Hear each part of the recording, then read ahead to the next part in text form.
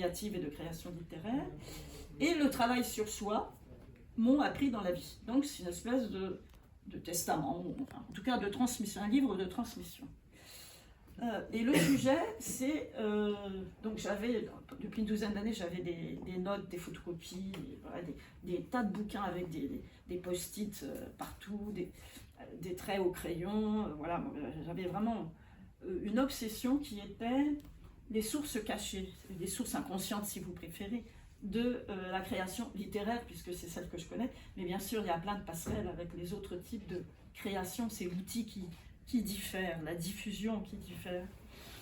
Et donc en fait j'ai tiré des lignes entre des points qui étaient, certains points étaient pris dans l'enfance d'auteurs du monde entier, je crois, et même de plusieurs siècles. Et tout ceci, donc il s'agit d'un essai, vous l'avez compris, d'un essai littéraire, et tout ceci également avec une forte approche autobiographique, puisque, bon, comme je dis, moi je me mets toujours sous la main, et donc je suis mon propre cobaye et mon propre champ d'expérimentation et de réflexion. Et quand c'est paru, bon, je saute un peu, parce que sinon Hervé va m'engueuler, et quand c'est paru, enfin il y avait en plus un côté levé du tabou, c'est-à-dire que en fait, même parmi mes amis, beaucoup ignoraient totalement ce qui s'est passé dans mon enfance, comment étaient mes parents, de quel milieu je sors, etc. Donc c'était quand même pas si facile que ça à assumer. Alors, ce livre a mis un certain temps à trouver son éditeur, tu en as parlé, donc je crache le morceau, c'est le 30e éditeur sollicité. Vous voyez, après le Femina le sélectionne, donc ne croyez pas que parce qu'on vous refuse un manuscrit, c'est parce qu'il est raté ou inintéressant et qu'il n'a pas de valeur. Comme je dis, ceux qui publient sont ceux qui ne lâchent pas prise, c'est tout. Hein. Alors bien sûr, il y a d'autres contingences, hein, mais quand même, ne lâchez pas prise, ça c'est vraiment le truc.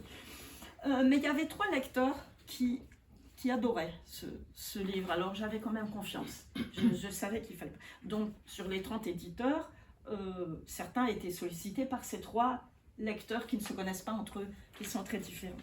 Et je ne savais pas encore que Gilles avait repris le flambeau de son père et revivifié cette maison qui publie donc beaucoup de premiers livres, et donc qui est une maison très jeune, hein, pas seulement grâce à toi Margot, mais qui est très jeune, avec Laure qui s'occupe très activement de l'édition, mais aussi de la communication. Et qu'est-ce que je lis avant l'envoi du manuscrit? Il faut toujours lire, vous savez, sur le site internet des éditeurs, sous quelle forme ils veulent que vous envoyiez le manuscrit, numérique ou papier, hein, ça fait partie des choses importantes.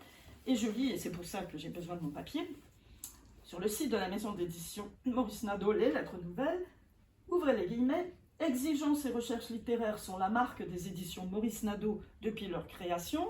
Il nous importe de ressentir la même nécessité à publier un texte que l'auteur a eu à l'écrire. Quand j'ai lu ça, je me suis dit, bon, parce que Désappartenir, c'est vraiment un livre que je n'aurais pas pu ne pas écrire. Je me suis dit, ah ben là, oui, alors il faut que je l'envoie. Et comme je n'écris jamais de livre que c'est pas la peine, comme disait Jean Paulhan, c'est très pratique comme expression, vous voyez. Un livre que c'est pas la peine, il y a énormément de livres que c'est pas la peine dans les librairies. J'essaye de ne pas en faire.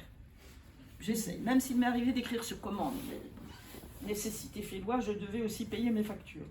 Donc, c'est comme ça qu'on s'est trouvés avec Laure, avec Gilles, et j'ai aussi rencontré Delphine, et on se côtoie avec beaucoup d'affection. Donc peut-être, je m'en tiens là, s'il y a des questions, je pourrais répondre, mais il y a juste un mot que je veux dire, puisqu'on est quand même réunis ici aussi en mémoire du surréalisme, en mémoire d'Annie Lebrun. Il me semble très clair que dans Désappartenir, il y a un cousinage avec la démarche du surréalisme, dans la mesure où j'évoque partout le rôle prépondérant de l'inconscient dans la création littéraire, et donc particulièrement sur 3 sujets. Ce que j'appelle l'écriture à l'aveugle, donc j'écris sans faire de plan, et l'immense majorité des prosateurs, et même les dramaturges écrivent sans faire de plan, et peu de gens le savent, sauf ceux qui écrivent. Donc, moi j'appelle ça l'écriture à l'aveugle, et bon, je développe ça dans Désappartenir. Et puis il y a 2 chapitres, il y en a un qui s'appelle Dévoilement, et l'autre Prédiction. Et vraiment, l'écriture est prédictive, enfin, j'en suis convaincue. Et il y a un effet retour, un effet rétroactif de l'écriture, mais pour ça, il faut que l'éditeur soit le vecteur, apporte ça vers le monde et vers les lecteurs. Si le manuscrit reste dans un tiroir, c'est peut-être un chef-d'œuvre, mais il ne se passera rien. Et je voudrais vraiment, pour finir, vous dire que le jour du lancement de Désappartenir dans une librairie, un mystère familial de 70 ans a été résolu.